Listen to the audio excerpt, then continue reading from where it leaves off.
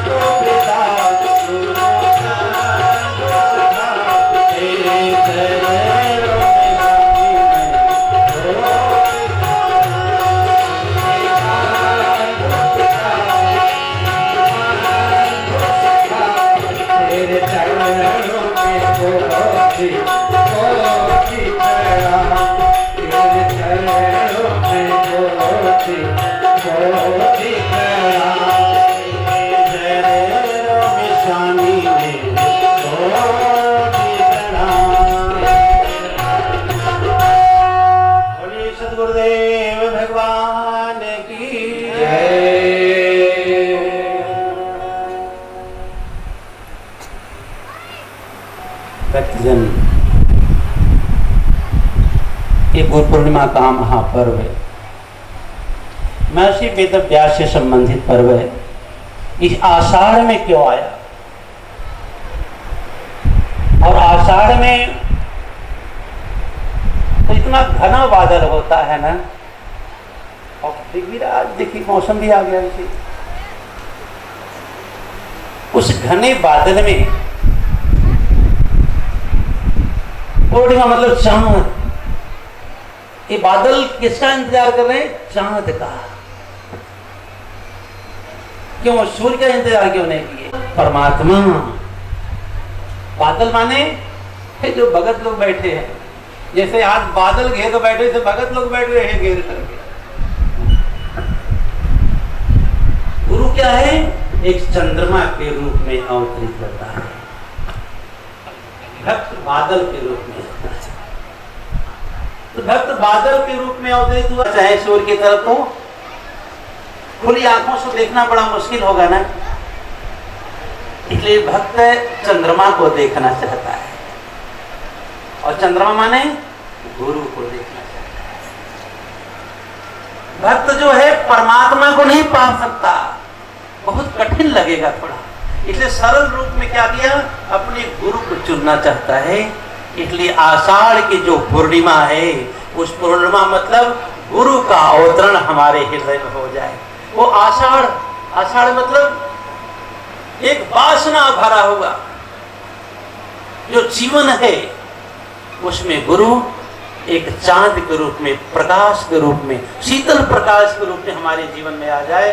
क्योंकि ये संसार जो है ना, यहाँ विपत्ति है, बीमारियां हैं, बिछोह है, विषम है, कोई मन से बीमार है, कोई भावनाओं से बीमार होगा,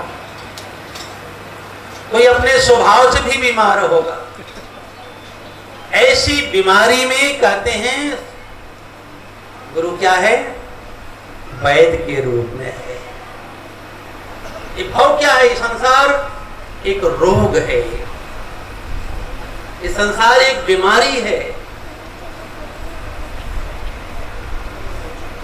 इस बीमारी में थोड़ा थोड़ा कहीं न कहीं सब बीमार होंगे, और संसार में आना ही समझ लेना कि बीमारी ही है। तो जब संसार में सब लोग बीमार ही आए हैं, तो कोई डॉक्टर चाहिए ना। संसार में आना ही बीमारी है। अगर जैसे भूमि गिरी हवा जब लागी माया अमल करी, जैसे संसार में आए तब तक माया अमल करी, यही भव रोग है। इस भव रोग में एक ही सहारा है गुरु का, जो वैद्य के रूप में आ जाए।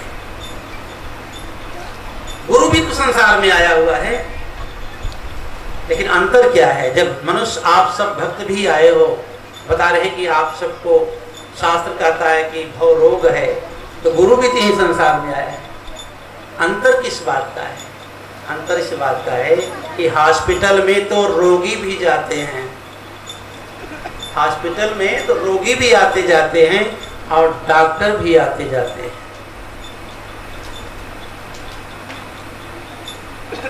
एक रोग के कारण आता जाता है, अब एक रोगी को ठीक करने के लिए आता जाता है। अब समझ में आ रहा है ना? हॉस्पिटल में सभी लोग जाते हैं, जो ठीक रहते हैं वो भी हॉस्पिटल में जाते हैं रोगियों का हालचाल पूछने के लिए, कुशल क्षेम कहने के लिए, धन्यवाद कुछ देने के लिए, आशीर्वाद देने के लिए, ठीक हो जाए। तो जो गया वो ठीक देखने के लिए, क्या वो भी बीमार हो जाए? वो भी बीमार है? नहीं ना, वो भी आता जाता है। तो संसार में जो आए हैं ना, यहाँ पर जो भी व्यक्ति है उसको कोई न कोई बीमारी है। इस बीमारी को दूर करने के लिए कहते हैं वैद्य रूप में गुरु भी आया हुआ है। इसका मतलब डॉक्टर भी हॉस्पिटल जाता है तो इसका मतलब नहीं बीमार होगा। वो बीमार, जो बीमार हैं उनको ठीक करने के लिए डॉक्टर आता जाता है। और जो सांसारिक लोग हैं वो बीमार हैं, इसलिए जो सांसारिक लोग हैं वो बीमारी, कोई न कोई बीमारियों से यहाँ मानव तन में आए हुए हो, क्योंकि 84 लाख शरीरों को पार करते हुए मानव तन में आए यहाँ पर। बड़े भाग्य मानुष तन पावा, बड़े भाग्य से मानव तन मिला। आने के बाद भी तो बीमार क्यों है? तब इतनी विपत्ति क्यों है? समता क्यों नहीं दिखती आपस में? क्यों इतना बैर भाव होता है? इतनी शिकायतें क्यों हैं? यही है बीमारी कि भले लोग अपना कुशल क्षेम बता दें, लेकिन अंतर से कितना दुखी, कितना वेदना है लोगों को। इस पीड़ा का हरण करने के लिए हमारे आप सबके जीवन में गुरु आता है।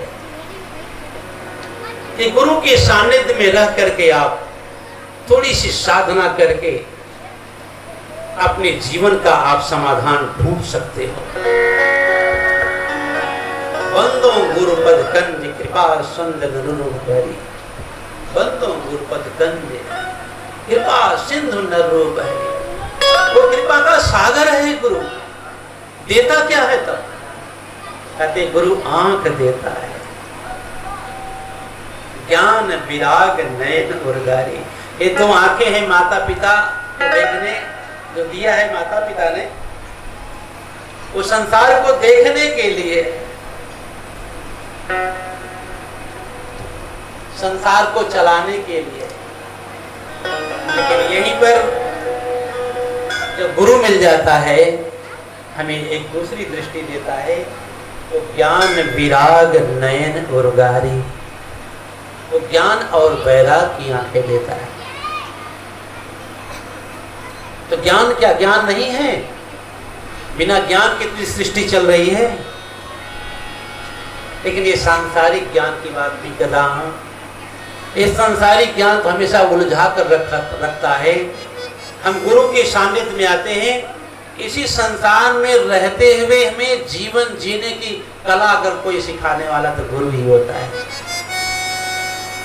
जन्म से लेकर के मृत्यु तक जो जीवन की यात्रा है, मैं देखता हूं कितने लोग जन्म पाए ना, रोते हुए जन्म पाए और पूरी जिंदगी शिकायतों से भरा बिताए और अफसोस करके मर गए। बस ये 3 ही सोपान दिखाई दिया कि दुख के साथ रोते हुए पैदा हुआ व्यक्ति और शिकायतों से भरा हुआ जीवन व्यतीत किया है और फिर अफसोस करके मर गया। क्या यही जीवन है? कहते यही अगर गुरु का सानिध्य मिलता है तो हमें ज्ञान और वैराग की आंखें मिलती है। ज्ञान विराग मतलब ज्ञान होना तो ठीक है, शास्त्रों से भी मिल सकता है, वेदों से भी मिल सकता है, एक दूसरे के द्वारा मिल सकता है ज्ञान। लेकिन ज्ञान टिके कहाँ? कोई पात्र चाहिए ना। यहाँ तो पैदा होने से लेकर मरते तक कोई न कोई गुरु मिलता ही रहता है। गुरु की बड़ी श्रेणियां हैं। शिक्षक गुरु, माता पिता गुरु, शिक्षक गुरु, बोधक गुरु, कारण आख्या गुरु, निषिद्ध गुरु, सदगुरु।